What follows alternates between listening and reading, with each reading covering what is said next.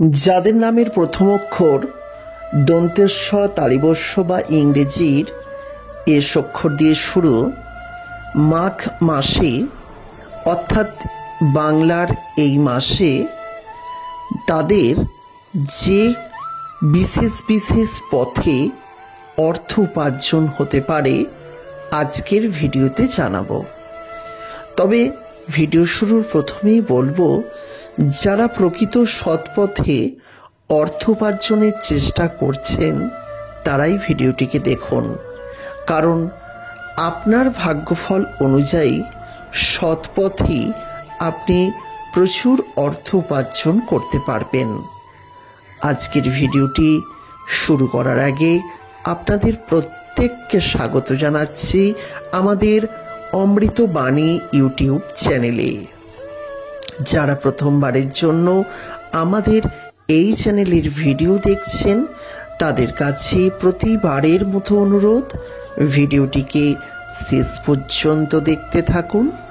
ভালো লাগলে তবেই চ্যানেলটিকে সাবস্ক্রাইব করে পাশের নোটিফিকেশন বেলটি অন করে রাখতে ভুলবেন না।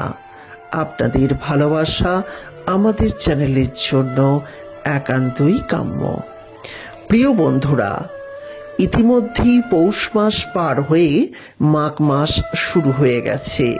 পৌষ মাসকে মা লক্ষ্মীর মাস বলা হয়, আর এই কারণে আমরা বিভিন্ন প্রকার উপায় উপাচার এই পৌষ মাসে করে থাকি। আর এখন মাঘ মাস, আমাদের মনের মধ্যে একটি প্রশ্ন প্রত্যেকেরই রয়েছে, মাঘ মাসে উপার্জন কেমন হবে? অর্থ উপার্জনের পরিমাণ ভালো হবে তো? যদি সত্যি কথা বলা হয় সেক্ষেত্রে উপার্জনের পরিমাণ সম্পূর্ণই নির্ভর করছে আপনার পরিশ্রমের ওপর। তবে ভাগ্য বলে যদি একটু কথা থাকে সেক্ষেত্রে বলবো, উপার্জন আপনাদের অবশ্যই বাড়বে, শুধুমাত্র আপনি সৎ পথে চেষ্টা করে যান। আর মাঘ মাসে কোনো কোনো ইসলামের জাতক জাতিকাদের ভাগ্য এতটাই সদয় হবে যে বহু পথে কিন্তু উপার্জন হবে। আর আজকে আমি জানাতে চলেছি ইসলামের জাতক জাতিকাদের কোন কোন পথে সর্বোচ্চ পরিমাণে উপার্জন হতে পারে।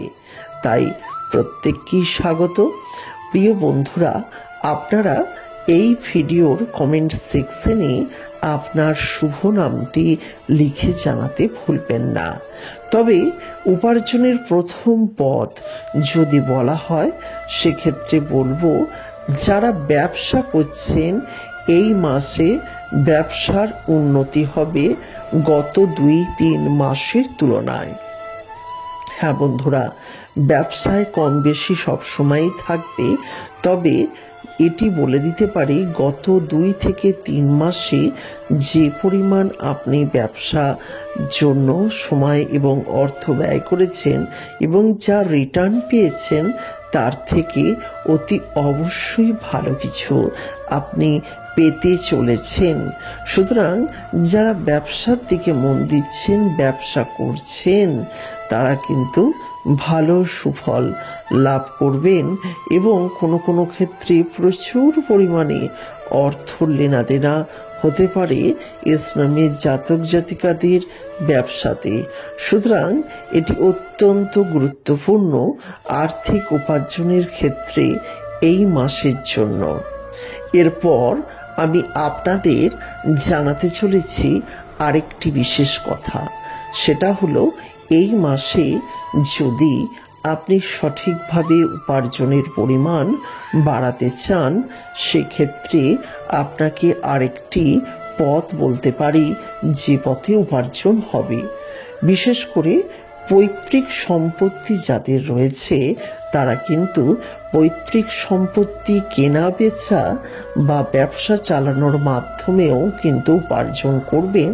অর্থাৎ এই মাসে সম্পত্তি ক্রয় বিক্রয়ের উপরে ভালো মার্জিন বা অর্থ আপনি লাভ করতে পারেন।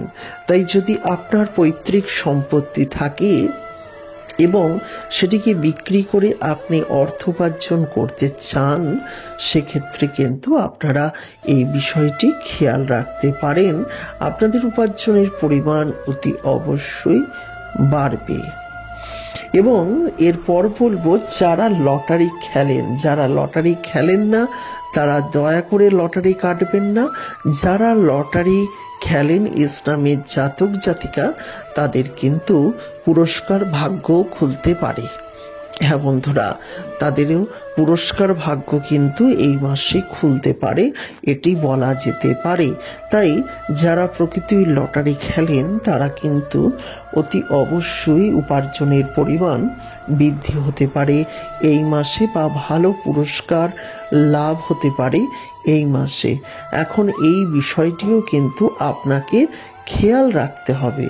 লটারির পরিমাণও কিন্তু আপনার এই উপার্জনের পরিমাণকে দেখাবে, অর্থাৎ উপার্জনের পরিমাণ এই মাসে আপনার কিন্তু বেশি হতে পারে। সুতরাং এই লটারির বিষয়টিও আপনাকে খেয়াল রাখতে হবে। এই মাসে উপার্জনের পরিমাণ কিন্তু বাড়তে পারে। প্রিয় বন্ধুরা, এই বিভিন্ন পদ থেকে এই মাসে অর্থাৎ মাঘ মাসে ইসলামের জাতক জাতিকাদের কিন্তু উপার্জন বাড়বে। তাই অতি অবশ্যই আপনারা খেয়াল রাখবেন। আর যদি এই ধরনের ভিডিও পরবর্তীকালে দেখতে হয়, আমাদের এই অমৃতবাণী ইউটিউব চ্যানেলটিকে এক্ষুনি সাবস্ক্রাইব করে নিয়ে পাশের নোটিফিকেশন বেলটি অন করে রাখতে ভুলবেন না। ভালো থাকবেন, সুস্থ থাকবেন এবং আপনার পরিবারের প্রত্যেকটি মানুষকে ভালো রাখবেন। নমস্কার, আবার দেখা হচ্ছে নতুন কোনো ভিডিওতে। পারলে এই ভিডিওটি আপনার প্রিয়জন বন্ধু গ্রুপের মধ্যে শেয়ার করে দিতে একদম ভুলবেন না।